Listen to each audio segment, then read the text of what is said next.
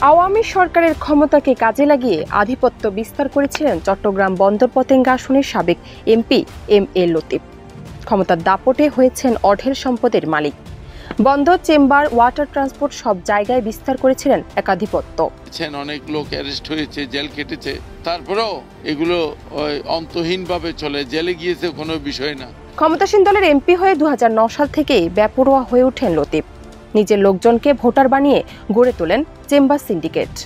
আন্তর্জাতিক বাণিজ্য মেলার স্টল বরাদ্দের নামে কোটি কোটি টাকার বাণিজ্য করেছেন প্রতি বছর।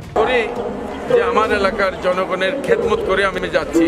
দ্বাদশ জাতীয় সংসদ নির্বাচনের আগে নির্বাচন কমিশনে দেওয়া হলফনামায় এম.এ. লতিফ তার বার্ষিক আয় দেখিয়েছেন ৭৪,৮২,২৮২ টাকা।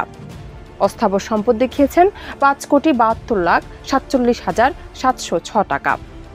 ব্যাংকে জমা দেখান ৪২,৪২,৬২৩ টাকা। হাতে নগদ দেখিয়েছেন ২,৩৭,৯০,৮৬১ টাকা।